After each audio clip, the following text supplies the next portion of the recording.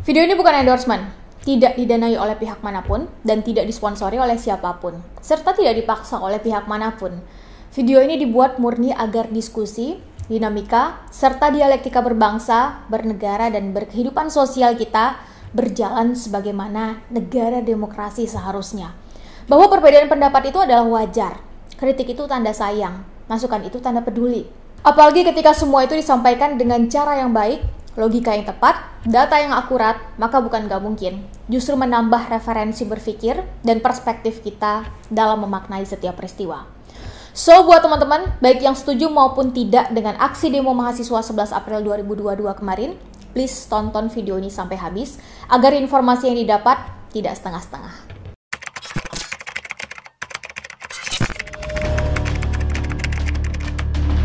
Video ini dibuat di tahun 2022. Beberapa waktu yang lalu, kita melihat teman-teman mahasiswa melakukan aksi. Banyak yang menjuluki aksi tersebut dengan istilah demo 11 April.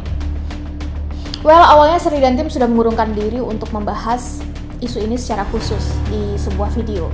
Tapi melihat minim sekali amplify peristiwa ini ke publik oleh media mainstream dan banyaknya pertanyaan dari teman-teman yang masuk khususnya ke DM Instagram, membuat pikiran saya bertanya-tanya, kenapa dan ada apa? Bukankah ini adalah peristiwa yang sangat layak untuk diberitakan secara nasional?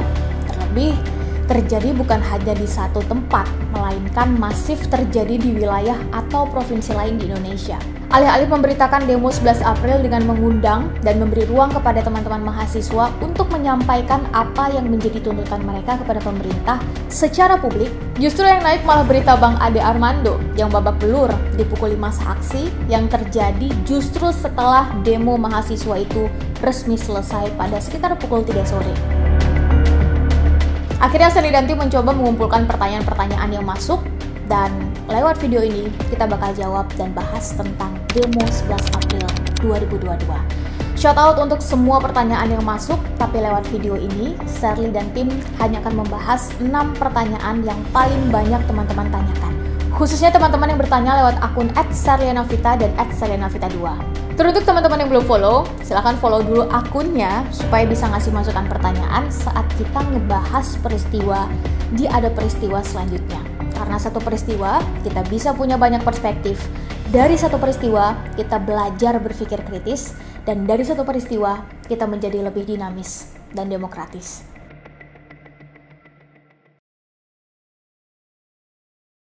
Sebagai informasi dasar teman-teman, saat video ini dibuat, masyarakat Indonesia sedang dihebohkan dengan peristiwa yang baru saja terjadi, yaitu demonstrasi besar-besaran dari mahasiswa dan beberapa elemen masyarakat yang terjadi pada tanggal 11 April 2022 kemarin di berbagai daerah di Indonesia, dengan demonstrasi utamanya dipusatkan di Jakarta.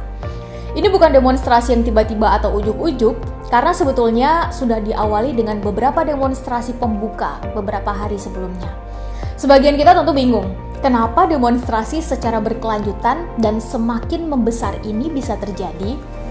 Yes, alasan utamanya adalah karena semakin dikembangkan dan berkembangnya wacana penundaan pemilu serta perpanjangan masa jabatan presiden menjadi 3 periode secara masif, terstruktur, dan sistematis oleh beberapa petinggi negara, menteri, ketua partai, dan anggota dewan.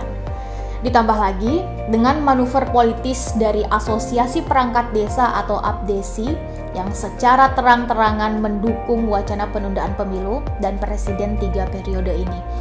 Nah, pertanyaan dari APDESI ini dianggap keluar konteks dan terkesan sangat politis. Terlebih pembina dari APDESI itu sendiri adalah Bapak Luhur Binsar Panjaitan, pejabat yang dianggap paling bertanggung jawab atas bergulirnya isu penundaan pemilu dan presiden 3 periode ini. Digulirkannya wacana penundaan pemilu dan perpanjangan masa jabatan presiden ini dianggap mencederai demokrasi dan melanggar konstitusi. Ditambah lagi dengan presiden yang terlihat tidak tegas dalam membantah wacana ini. Inilah yang jadi asal muasal utamanya kenapa demonstrasi 11 April kemarin terjadi. Well, kondisi ini adalah sebetulnya tipping point atau fenomena gunung es dari peristiwa-peristiwa yang terjadi belakangan ini yang menyangkut kesejahteraan publik. Mulai dari harga bahan pokok yang cenderung tidak stabil seperti minyak, kedelai, aturan BPJS yang terus berubah-ubah, belum lagi isu IKN, ibu kota negara, utang negara yang semakin bertambah hingga menyentuh angka 7.000 triliun rupiah, dan beragam isu-isu sosial lainnya yang mayoritasnya masuk dalam tuntutan mahasiswa di demo 11 April kemarin.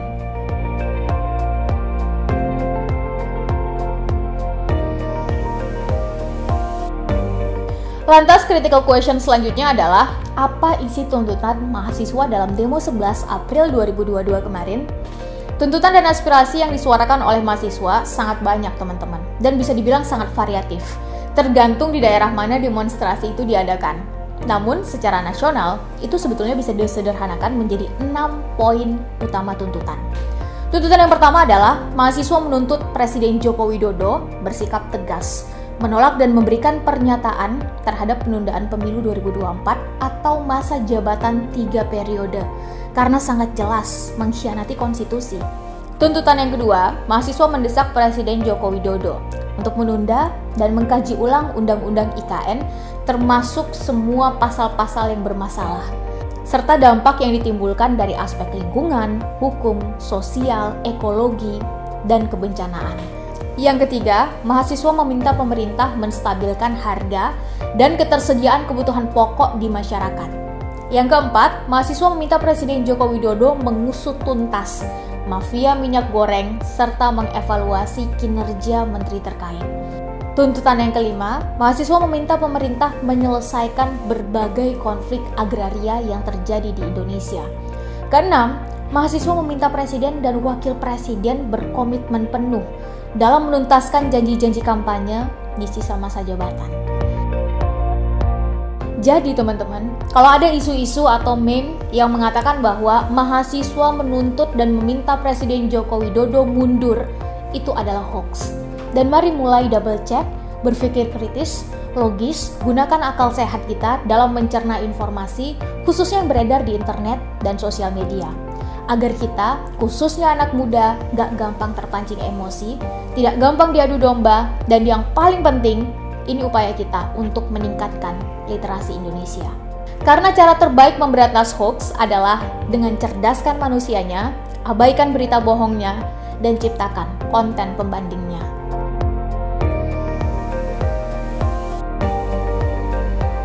Demonstrasi itu sendiri diatur dalam undang-undang, teman-teman. Artinya itu adalah sesuatu yang legal. Salah satu cara masyarakat, dalam hal ini mahasiswa, menyampaikan pendapat yang sah dan diakui oleh negara. Nah, merujuk pada demo 11 April 2022 kemarin, sebetulnya tidak diperlukan atau tidak perlu terjadi andai aspirasi yang ada bisa tersalurkan dengan baik. Sayangnya, DPR yang seharusnya menjadi penyampai aspirasi rakyat kepada pemerintah tampak belum melaksanakan tugasnya dengan maksimal. Terlebih anggota DPR itu sendiri masih sangat tunduk pada kepentingan partai dan para petingginya. Nah, terkotak-kotaknya kepentingan para anggota dewan ini membuat aspirasi dari rakyat susah terserap guna disampaikan kembali kepada pemerintah. Dengan kata lain, masih belum optimalnya anggota DPR dalam mengambil peran, ditambah dengan semakin masifnya kampanye penundaan pemilu dan perpanjangan masa jabatan presiden ini, membuat mahasiswa memutuskan bahwa mereka harus berdemonstrasi untuk menyatakan dan menunjukkan penolakannya. Jadi demonstrasi itu sendiri adalah sesuatu yang sangat wajar, terlebih apabila saluran dialog dan lain-lainnya dirasa tidak berjalan sesuai dengan yang diharapkan.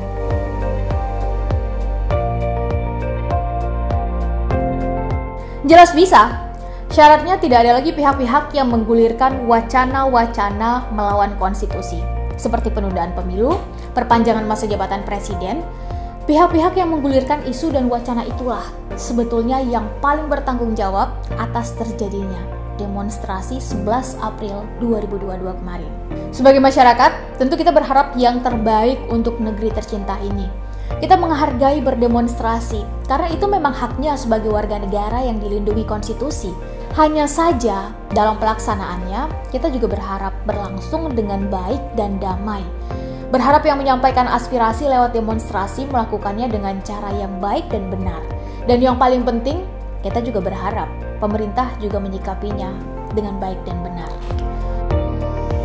Sudah banyak para ahli, akademisi, aktivis, bahkan tuntutan mahasiswa kemarin misalnya, sebetulnya adalah keresahan publik yang sangat bisa didengarkan, dijadikan pertimbangan, dan dibuatkan solusinya oleh pemerintah. Karena rumus umumnya, nggak mungkin ada asap kalau nggak ada api. Dan saat ingin menyelesaikan masalah secara terstruktur, maka selesaikanlah dari hulunya. Karena masalah nggak akan selesai saat solusinya hanya diberikan di hilir. Alih-alih memberikan solusi jangka panjang, memberikan solusi di hilir justru hanya akan memberikan snowball effect ke masalah selanjutnya yang bisa jadi lebih besar. Karena itu sama saja dengan menunda penyelesaian.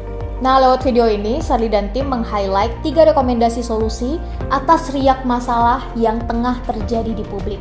Yang pertama, pemerintah harus cepat dan bertindak serius dalam mendengarkan dan menangani keluh kesah masyarakat. Yang kedua, tindak tegas para pejabat yang melontarkan wacana-wacana melawan konstitusi.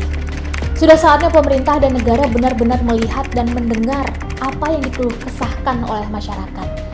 Dan yang ketiga, sekaligus yang terakhir, fokus saja pada kewajiban yang harus dilaksanakan dan bukan sibuk dengan wacana yang mengundang kontroversi. Dari hati yang paling dalam kami berharap Bapak dan Ibu pejabat bisa menyelami hati dan keinginan rakyat. Karena rakyatlah yang memilih dan memberi kepercayaan Bapak Ibu menjadi pejabat.